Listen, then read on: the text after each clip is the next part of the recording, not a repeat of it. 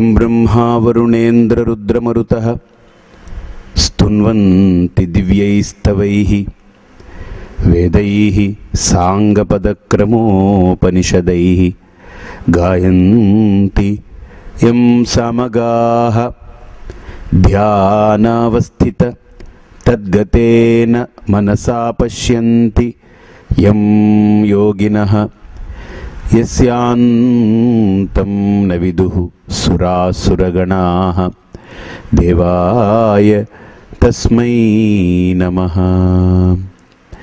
गुरुर्ब्रह्मा गुरुर्विष्णुः गुरुर्देवो महेश्वरः गुरुरेव परं ब्रह्म तस्मै श्री गुरवे नमः। कृते तु दक्षिणामूर्तिः त्रेतायाम् अत्रिनन्दनः द्वापरे भगवान् व्यासः कलौ न शङ्करः स्मृतः। ॐ दयानन्दचरणौ मनसा स्मरामि दयानन्दचरणौ शिरसा नमामि। वेदानां सामवेदोऽस्मि देवानामस्मि वासवः इंद्रियाणां मनश्चास्मि भूतानामस्मि चेतना। వేదానాం సామవేదోస్మి. ఇప్పుడు ఏంటంటే అన్ని పైనవన్నీ చెప్పేశాడు ఆయన. పైన ఏమేం చెప్పాడు ఆయన? ఆదిత్యులలో విష్ణువు నేనే అన్నాడు. ద్వాదశ ఆదిత్యులు, అది మనకు కనపడదు. లోకాన్ని పరిపాలించేటువంటి వాళ్ళు ద్వాదశ ఆదిత్యులు, వాళ్ళల్లో విష్ణువు నేను అన్నాడు. అంటే glorified person is my glory. రెండోది రవిరంశుమాన్ అంటే సూర్యుడు నేను అన్నాడు. తర్వాత వాయువుల్లో మరుత్తులలో మరీచి నేనే అన్నాడు. అంటే తేజస్సుతో ఉన్నటువంటి ప్రాణాన్ని నిలబెట్టగలిగే మరుత్తు నేనే అన్నాడు. నక్షత్రాల్లో చంద్రుడు నేనే అన్నాడు. ఇప్పుడు పైన అన్నాడు. ఇప్పుడు ఈ సృష్టికి కారణభూతమైనటువంటిది జ్ఞానం. జ్ఞానం ఎవరి దగ్గర ఉందనంటే ఇద్దరి దగ్గర ఉంది. ఒకటి బ్రహ్మ దగ్గర ఉంది, ఇంకొకటి వేదం దగ్గర ఉంది. ఒకటి బ్రహ్మ, రెండు వేదము. బ్రహ్మ దగ్గర సృష్టి చేసే జ్ఞానం మాత్రమే ఉంది. కానీ వేదం దగ్గర సృష్టికి సంబంధము లేని, అసలు సృష్టికే అక్కర్లేనటువంటి మోక్షాన్ని ఇవ్వగలిగేటువంటి, సృష్టి స్థితి ప్రళయాలకు అతీతమైనటువంటి మోక్ష జ్ఞానం వేదం దగ్గరే ఉంది. గుర్తుపెట్టుకోండి. బ్రహ్మ ఉత్పాదక జ్ఞానము కలిగి ఉన్నవాడు. కానీ వేదము అసలు ఉత్పత్తి లేదు, నాశనం లేదు, ఏమీ లేనటువంటి ఆ నిర్వాణ జ్ఞానాన్ని ఇవ్వగలిగింది వేదం. కాబట్టి ఈ రెండు జ్ఞానాలు బ్రహ్మ దగ్గర వేదం దగ్గర ఉంది. అందుకనే ఆ వేదము బ్రహ్మ నుండి వ్యక్తమైంది. అర్థమైందా? అందుకనే ఒక శ్లోకం, చాలా అద్భుతమైన శ్లోకం, నేను రోజు చెప్పుకుంటాను ఉదయం. బ్రహ్మా వేదపతి శివ పశుపతి విష్ణుశ్చ లక్ష్మీపతి ఆదౌ గణపతి శక్రసురపతి సూర్యో గ్రహాణాంపతి. ఎంత అద్భుతమైన శ్లోకం చూడండి. బ్రహ్మ వేదపతి, బ్రహ్మ వేదానికి పతి. శివుడు పశుపతి, అన్ని పశువులకి పతి శివుడు. విష్ణుశ్చ లక్ష్మీపతి, విష్ణువు లక్ష్మికి పతి. ఆదౌ గణపతి అంటే మొట్టమొదట గణపతి, దేనికైనా మొట్టమొదట గణపతి. శక్రసురపతి, శక్రుడు అంటే ఇంద్రుడు, సురపతి అంటే దేవతలందరికీ అధిపతి. సూర్యో గ్రహాణాంపతి, సూర్యుడు, sun is the king of all entire solar system. కాబట్టి సూర్యుడు గ్రహాలన్నిటికీ అధిపతి. అంతేకాదు అబ్ధిస్తోయపతి అంటే సముద్రము నీళ్ళకి పతి. నీళ్ళన్నిటికీ పతి, గతి, మతి ఏమిటి? సముద్రమే. ఏ నీళ్ళైనా ఎక్కడైనా ఉండాలంటే సముద్రుడి వల్లే ఆ నీళ్లు ఉంటాయి. అబ్ధిస్తోయపతి. శేష ఫణిపతి, శేషుడున్నాడే వాడు ఫణి అంటే సర్పానికి పతి. మేరుహు నగానాంపతి, మేరు ఉందే మేరు పర్వతం, అన్ని పర్వతాల కంటే మేరు పర్వతం పతి, దానికంటే గొప్పదేమీ లేదు. ఇత్యేవం సహిత సమస్త జగతాం కుర్వంతు తే మంగళం. పరమాత్మ ఇన్ని రూపాలతో అధిపతి అయిన నీవు నన్ను ఈ లోకాన్ని కూడా హాయిగా చల్లగా చూడవయ్యా అని ఆ శ్లోకం చెప్పుకుని ఉదయాన్నే కళ్ళు తెరుస్తాను అన్నమాట.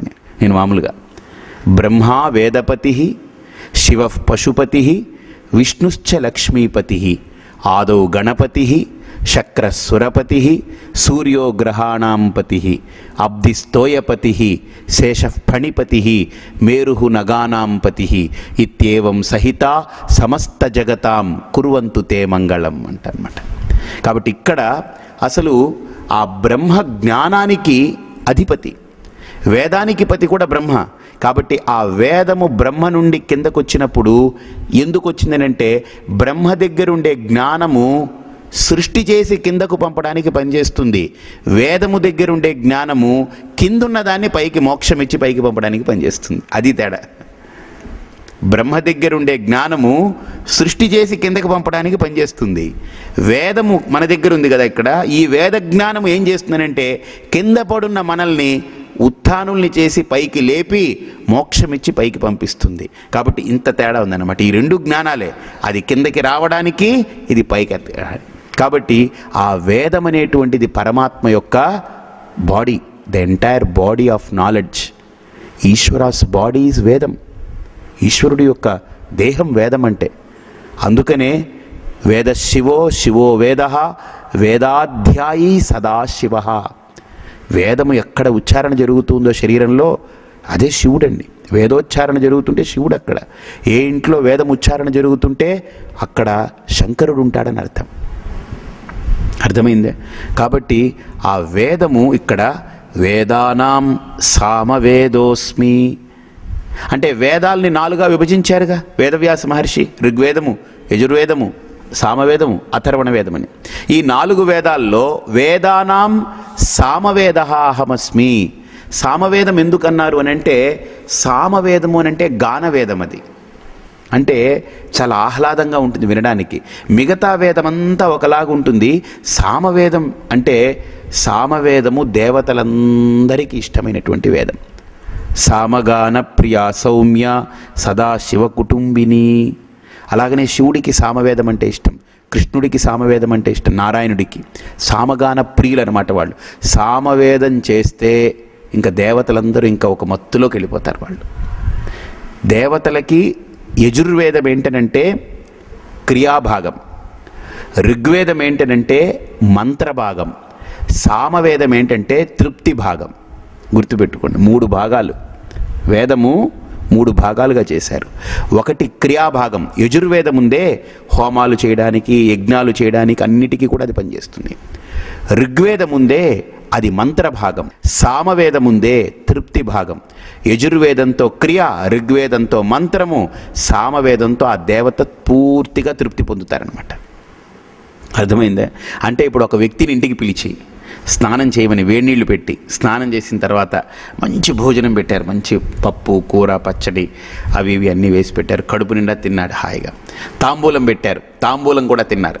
అలా పడుకోబెట్టి ఒకరు అలా విసురుతూ ఆయనకి, ఒకరు అలా కాళ్ళు ఒత్తారనుకోండి, ఇక అసలు అతనికి తృప్తి, ఇంకా అక్కడి నుంచి తృప్తి అనమాట. అది స్నానం చేస్తే ఒక తృప్తి, ఫ్రెష్ అయిపోయాడు, ఫ్రెష్గా స్నానం చేశాడు. కడుపు నిండా భోజనం చేస్తే ఓ స్థాయికి వచ్చేసింది. తాంబూలం కూడా వేశారు, ఇంకా అయిపోయింది. ఇంకా ఆఖరికి పడుకున్నప్పుడు ఒకరు విసురుతో ఒకరు కాళ్ళు పట్టారనుకోండి, ఇక అసలు వాడికి ఎలా ఉంటుందంటారు? ఇంకది ఇంకా పరమతృప్తి. సో ఆ పరమతృప్తిని ఇవ్వగలిగిందే సామవేదం అనమాట. అది ఒక భావంతో చెప్తారు, అది దేవతల్ని తృప్తిపరిచేది. కానీ దానికంటే గూఢార్థం ఏంటనంటే సామవేదంలో తత్వమసి అనే మహావాక్యం ఉంది. సామవేదం నుండి ఛాందోగ్యోపనిషత్తులో తత్వమసి అనే మహావాక్యం వస్తుంది. ఛాందోగ్యోపనిషత్తు సామవేదానికి ఉపనిషత్తు, అది సంబంధిత ఉపనిషత్. దాంట్లో తత్వమసి మహావాక్యం ఉంది.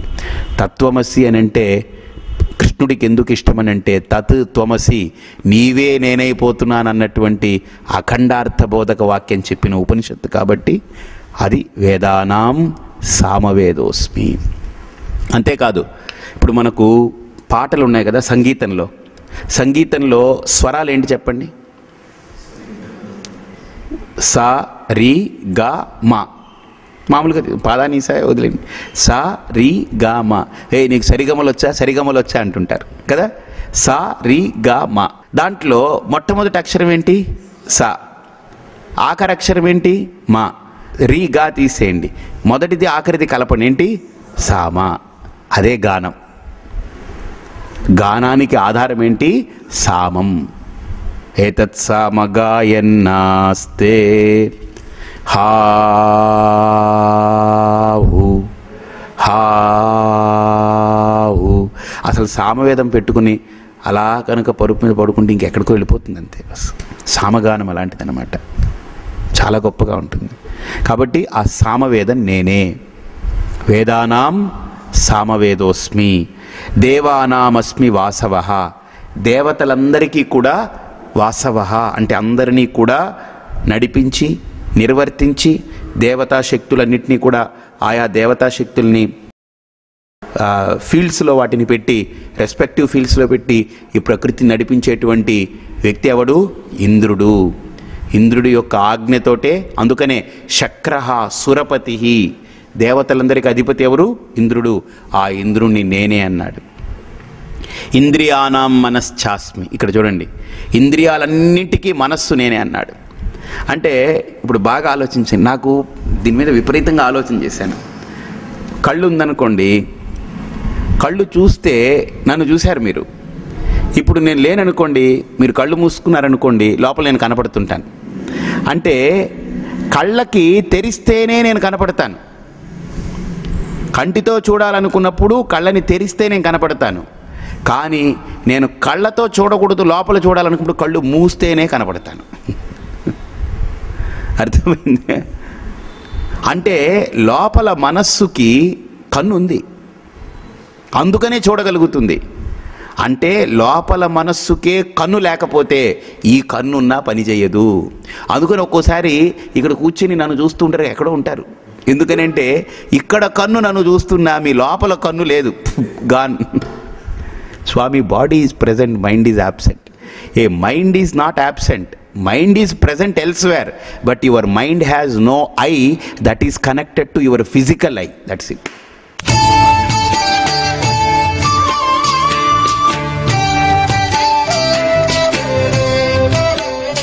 మీ మనస్సుకి కన్ను ఉంది, అది ఈ కన్నుతో ఇప్పుడు కనెక్టివిటీ లేదు.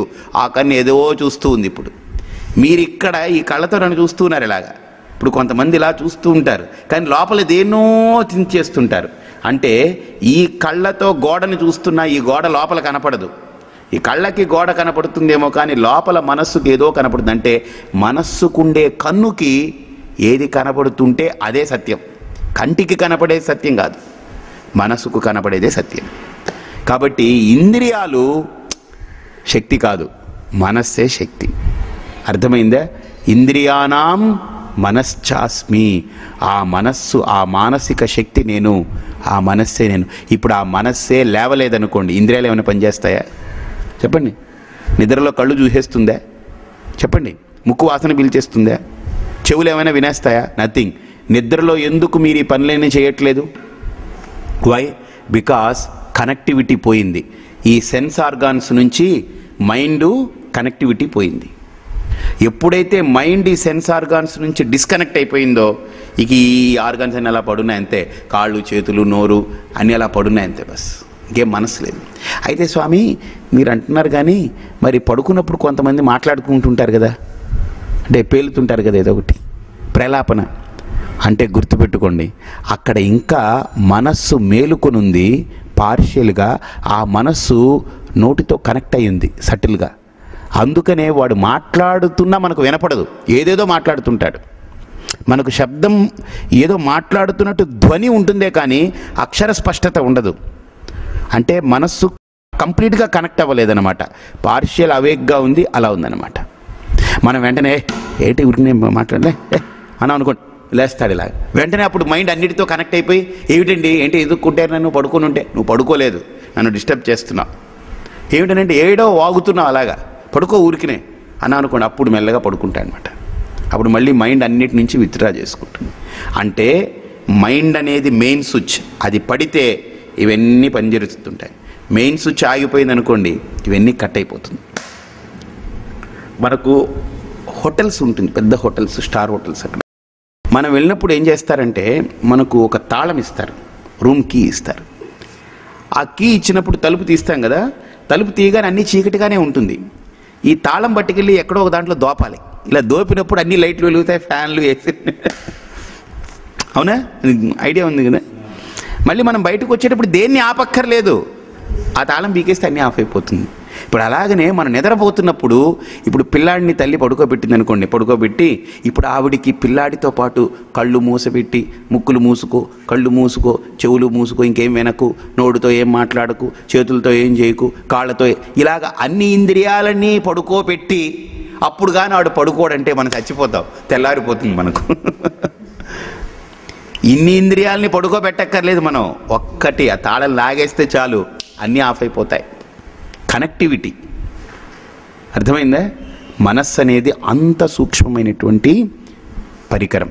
అందుకని ఇంద్రియానాం మనశ్చాస్మి భూతానామస్మి చేతన అంటే, ఇప్పుడు మనందరిలో ఒక బీయింగ్ ఉంది కదా, కోర్, మనందరిలో ఒక చేతనత్వం ఉందిగా.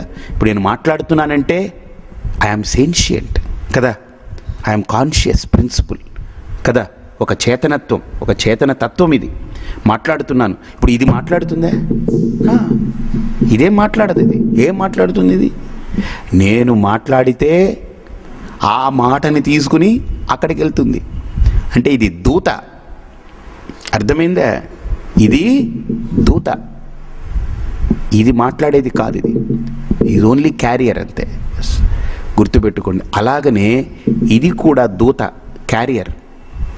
Tongue also is a carrier. ఇక్కడ అక్షరాలు లేవు, ఇక్కడ ఉన్నాయా అక్షరాలు? ఇప్పుడు నేను మాట్లాడే అక్షరాలు ఇక్కడ ఉందా? శబ్దం అక్కడ ఉందా? ఇక్కడ లేదు. This also, mouth is also a piece. ఇది మౌత్ పీస్, ఇది మౌత్ ఆల్సో ఏ పీస్ అంతే. మాట్లాడడానికి ఈ మౌత్ కూడా ఒక పీస్. బట్ ఎక్కడి నుంచి వస్తుందండి మాట? ఎక్కడి నుంచి వస్తుంది మాట? ఆలోచించండి. శబ్దము, అక్షరము, ధ్వని, ఇవన్నీ కలిసి ఒక పదం బయటకు వచ్చింది కదా. ఇప్పుడు నేను పిలిచాను, వెంకటేశ్వర అని పిలిచాను, శ్రీనివాస అన్నాను, గోవింద అన్నాను, గో, విమ్, దా, ఈ అక్షరాలన్నీ కలిసి ఒక ధ్వని, ఒక శబ్దమై, ఒక పదమై ఎక్కడి నుంచి వస్తుంది? నాలికకి, పళ్ళకి, దవడలకి, ఈ పెదాలకి, ఈ మెటబాలిక్ సిస్టమ్కి సంబంధం లేదు. ఎక్కడి నుంచి వస్తుంది? That is from the being. The very source is being, చేతనత్వం. Because I am sentient, because I am conscious, the words are also coming out. ఇది జడం, ఇది మాటల్ని పుట్టించలేదు. ఇది నేను ఏది మాట్లాడితే అదే పుట్టిస్తుంది, అంతవరకే ఇది. అర్థమైందా? కాబట్టి ఇది కూడా జడమే, చేతనత్వం ఒకటి ఉంది. భూతానామస్మి చేతన. ఆ కాన్షియస్ బీయింగ్ ఏదైతే ఉందో, ఆ కాన్షియస్ ప్రిన్సిపల్ ఏదైతే ఉందో, దట్ ఈస్ మీ అర్జున. అది పోతే ఇది ఎలాంటిదో ఇది కూడా అంతే. ఇదైనా ఇప్పుడు ఎవడైనా, ఇప్పుడు నేను పక్కకు తప్పుకుని ఇంకోటి మాట్లాడచ్చు, కానీ ఇందులో నుంచి వాడు తప్పుకున్నాడు అనుకోండి, ఇంకోటి వచ్చి మాట్లాడతాడు. ఇది దేనికి పనికిరాదు, తగలెట్టడానికి పనిచేస్తుంది అంతే. వేధవ దేహం, తగలెట్టుకునే దేహాన్ని పెట్టుకుని మనం బాగా దీని మీద ఎంత కసరత్తు చేస్తున్నామో ఏమిటో. ఇది ఎంత బెటర్ అండి. After all 3000 rupees mic is very powerful. నేను మాట్లాడకపోతే ఇంకోటి వచ్చి మాట్లాడితే మాట్లాడుతుంది ఇది. కానీ ఇది నేను తప్పుకుంటే ఇంకోటి హ్యాండిల్ చేస్తానంటే నథింగ్ డూయింగ్. నేను తప్పుకుంటే ఇది తగలెట్టడానికే పనిచేస్తుంది. అందమైన దేహము అగ్నిహోత్రుని పాలు, దట్స్ ఇట్. దానికి ఒక్కదానికే ఆ కాన్షియస్ ప్రిన్సిపల్ తప్పుకుందా, దీన్ని కట్టెల్లో పెట్టి కాల్చడానికే పనిచేస్తుంది, ఇంక దేనికి పనికిరాదు.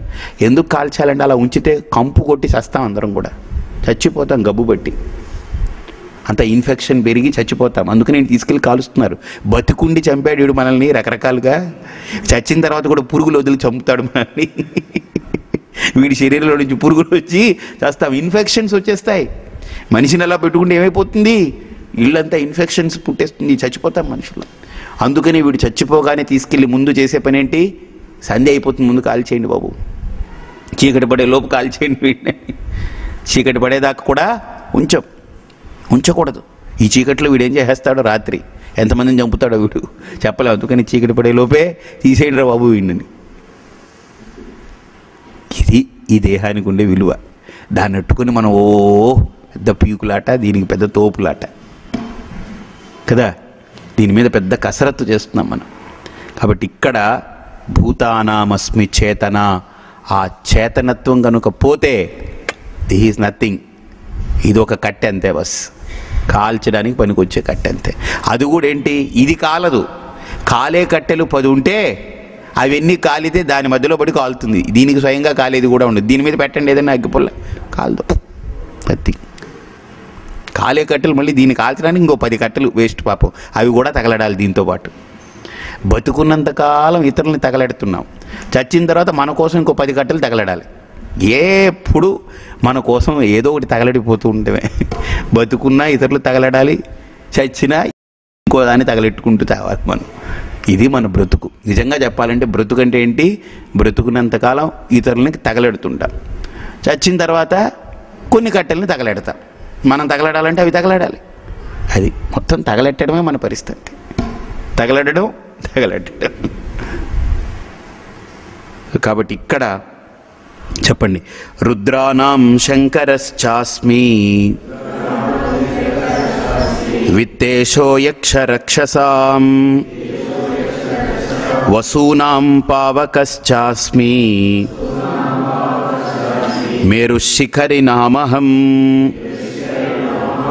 రుద్రానాం శంకరశ్చాస్మి అంటే ఇంతకుముందు ఆదిత్యానాం అహం విష్ణు అన్నారు, అంటే 12 ఆదిత్యుల్లో విష్ణు అన్నాడు. ఇక్కడ రుద్రులలో 11 రుద్రులలో శంకరుణ్ణి నేను అన్నాడు. అంటే ఇక్కడ ఏంటంటే 11 రుద్రులంటే, అసలు రుద్రులంటే ఎవరనంటే రుద్, రోదనే అంటే ఏడుపు, దుఃఖం. రుద్ అనే ధాతువుకి అర్థం ఏంటి? దుఃఖం. రుద్ ద్రా, అప్పుడే రుద్ర అవుతుంది. రుద్ ప్లస్ ద్రా ఏంటి? రుద్ర. ఆ రుద్ అంటే ఏడుపు, దుఃఖము, బాధ. ద్రా అంటే ద్రవింపజేయడం, దాన్ని తొలగించడం. రుద్ర శబ్దానికి అర్థం ఏంటంటే రుద్ దుఃఖం, ద్రా ద్రావయతి, నివారయతి. అంటే రుద్ర శబ్దానికి అర్థం ఏంటంటే దుఃఖాన్ని నివారించేవాడు. అంటే దుఃఖాన్ని నివారించడం అంటే ఏంటి? ఇప్పుడు డాక్టర్ గారి దగ్గరికి వెళ్ళామండి, ఏదో జబ్బు, వెళ్ళాను డాక్టర్ గారి దగ్గరికి. మీ జబ్బు తీసేస్తానండి అని అంటే, డాక్టర్ గారు మీరు జబ్బు తీసేస్తారు కానీ అప్పుడు హ్యాపీగా ఉంటానా? అదేంటిది? జబ్బు తీసేసిన తర్వాత డాక్టర్ గారు హ్యాపీగా ఉండడానికి కూడా ఏమైనా చేయండి. నేనేం చేయక్కర్లేదు. డాక్టర్ హ్యాపీగా ఉండడానికి ఏం చేయడు. ఏం చేస్తాడు? జబ్బు తొలగిస్తే చాలు, నువ్వు హ్యాపీగా ఉంటావు. ఆ జబ్బు వచ్చి పడింది కాబట్టే హ్యాపీనెస్. ఇప్పుడు బాగా ఆలోచించండి. ఇప్పుడు జబ్బు పోతే సుఖం, అలాగనే శంకరుడు ఏం చేస్తాడు? ఈ రుద్రుడు దుఃఖాన్ని తొలగించేస్తే అంతా సుఖమే. కాబట్టి సుఖాన్ని చేకూర్చేవాడు. అందుకనే వాడికి పేరు శంకర. శంకర శబ్దానికి అర్థం ఏంటి? శం అంటే మంగళం, సుఖం. కరహ కరోతీతి కరహ అంటే మంగళాన్ని చేకూర్చేవాడు. అందుకని ఏ ఇంట్లో శంకరుడు ఉంటాడో ఆ ఇల్లు మంగళంగా ఉంటుంది. ఏ ఇంట్లో శంకరుడు ఉండడో ఆ ఇల్లు అమంగళంగా కొట్టుకుపోతుంది. అంటే శంకరుడు ఉండాలి ఇంట్లో, శివుడు ఉండాలి. శాంతం పద్మాసనస్థం శశిధర మకుటం. శివుడు ఉంటే ఇంట్లో అమంగళం అండి. అది శివుడు ఉండాలి, నారాయణుడు ఉండాలి. ఇద్దరు ఉంటేనే ఆ ఇంటికి చేతనత్వం, ఆ ఇంటికి వెలుగు. వాళ్ళిద్దరు ఉండాలి. కాబట్టి ఇక్కడ రుద్రానాం శంకరశ్చాస్మి. రుద్రులు ఎవరు అనంటే త్రయంబక, అపరాజిత, వృషాకపి, శంభు, కపర్ది, రైవత, మృగ, వ్యాధ, శర్వ, కపాళి, విషాంపతి. ఇలా 11 మంది రుద్రులు. ఈ 11 మంది రుద్రుల్లో శంభు అని ఉన్నారు కదా, ఆ శంభువే శంకరుడు. శం కరః శంభవ, శంభవ శంకర, ఇద్దరు ఒకటే. శంకరః అంటే శం అంటే మంగళాన్ని చేకూర్చేవాడు, శంభవ అంటే మంగళంగా చేసేవాడు. మనకు మంగళాన్ని చేకూర్చాలా, మంగళంగా చేసేయాలా? మంగళమైపోవాలి మనం కదా. కాబట్టి ఇక్కడ శంభు అనేటువంటి వాడే రుద్రులలో శంకరుణ్ణి. విత్తేషో యక్షరక్షసాం అంటే విత్తేషులనంటే ధనం, ధనానికి అధిపతి. ధనానికి అధిపతులలో కుబేరుణ్ణి నేను. కుబేరుడికి ఆ స్థానం ఇచ్చింది ఆయనే, కుబేరుడే ఆయన. అంతేకాదు వసూనాం పావకశ్చాస్మి. వసూనాం అంటే వసూలు, అష్టవసువులు ఉన్నాయి చూసారా, దాంట్లో పావకశ్చాస్మి అంటే పావకుడు అనేటువంటి అగ్ని. పావక శబ్దం ఏంటంటే అగ్ని అంటే అన్నిటినీ కూడా పవిత్రం చేసి, అన్నిటినీ కూడా పక్వం చేసి, అన్నిటికీ ఆ ఉష్ణాన్నిచ్చే పావకశ్చాస్మి. మేరు శిఖరి నామహం అంటే శిఖరాలలో మేరు శిఖరం నేను. అంటే అందరికీ అంటారు మేరు పర్వతం అంత కీర్తి, మేరు పర్వతం అంత ఎత్తండి వాడి కీర్తి అని అంటారు. ఏంటి మేరు పర్వతం అంత ఎత్తంటే ఎంత ఎత్తండి చెప్పండి? వాళ్ళు మేరు పర్వతం ఎవరన్నా చూసారా? లేదు, ఇక్కడ లేదు. అది మేరు పర్వతం పాతాళంలో ప్రారంభమై అది స్వర్గలోకాన్ని దాటుతుంది. మేరు పర్వతం అర్థమైందా? పాతాళంలో ప్రారంభమై స్వర్గాన్ని దాటింది. ఆ మేరు పర్వతం కంటికి కనపడేది కాదు. మేరు పర్వతం అంత కీర్తి అంటే స్వర్గాన్ని కూడా దాటిపోయినంత కీర్తి. అర్థమైందా? సో కాబట్టి ఇక్కడ మేరుహు శిఖరినామహం, ఆ మేరు పర్వతము శిఖరాలలో, అంటే ఎత్తైన శిఖర. ఎవరెస్ట్ అంటారు, ఎవరెస్ట్ ఈజ్ నథింగ్, అది నెవరెస్ట్. అది ఎవరెస్ట్ కాదు, నెవరెస్ట్. మనకు కృష్ణుడు చెప్పింది ఎవరెస్ట్ కాదు, ఇట్ ఈజ్ మేరు, మేరు పర్వతం. శిఖరాలలో మేరు నేనే.